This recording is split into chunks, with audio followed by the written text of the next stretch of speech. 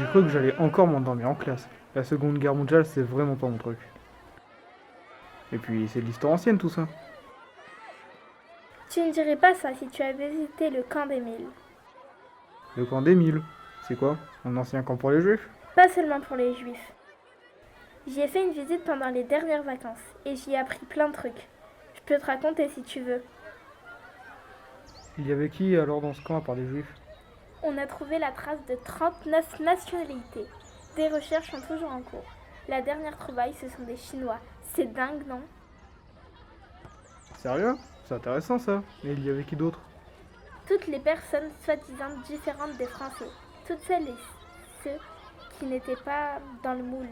Toutes celles et ceux qui faisaient tâche à la patrie française. Enfermés pour et par leurs différences.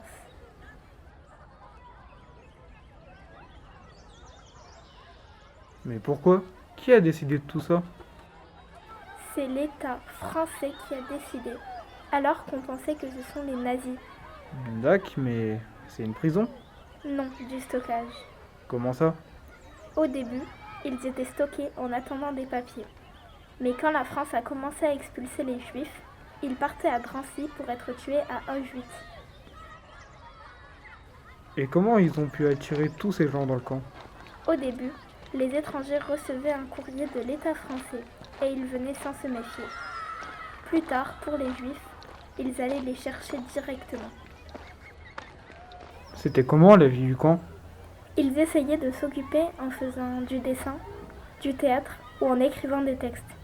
Il y avait même des célébrités comme Franz Meyer ou Max Ernst. Sérieux? Du théâtre? Oui, et pour y assister au spectacle, ils devaient même payer. Donc ils faisaient du troc de couverture, cigarettes, nourriture, ce qui pouvait améliorer leurs conditions de vie. Pourquoi? Elles étaient comment leurs conditions de vie? J'ai faim, maman! Ben, les classes sociales étaient maintenues. Les pauvres étaient dans les couloirs et se contentaient des repas misérables du camp. Les riches séjournaient dans les fours de l'ancienne usine, où il y avait un peu plus d'intimité. Ils pouvaient acheter de la nourriture en plus sur le marché noir, ou de la paille en plus pour dormir. Et ils en ont fait quoi? Après de ces gens? Monsieur Herbert Traub, passeport. En 1942, les Juifs ont été déportés vers Auschwitz, le camp d'extermination en Pologne.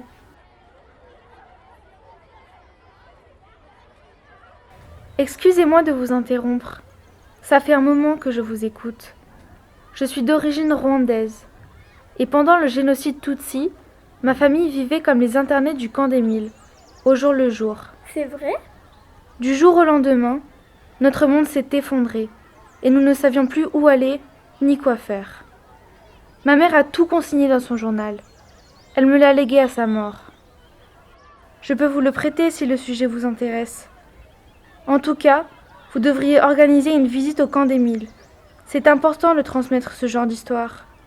Le génocide rwandais. Mais quel rapport avec le camp d'Émile? Le rapport, c'est que ce genre d'événement se produit toujours dans l'histoire si nous ne sommes pas vigilants. À la fin de la visite au camp d'Émile, une sorte d'arbre nous montre comment tout peut basculer à partir du terreau de la haine et des préjugés qui peut émailler toutes les sociétés.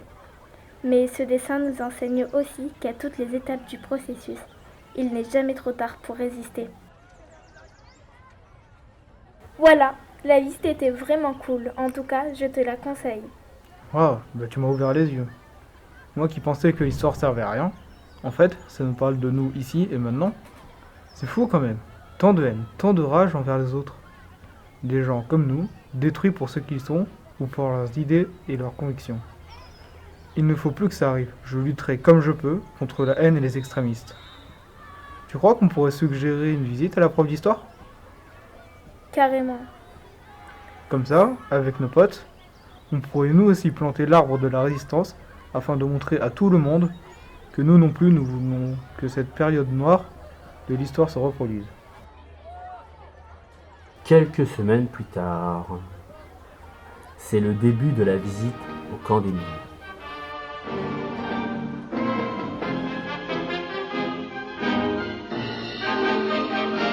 Ein Lied geht um die Welt. gefällt. Die Melodie erreicht die Sterne, jeder von uns hört sie so gerne. Von Liebe singt das Lied, von Treue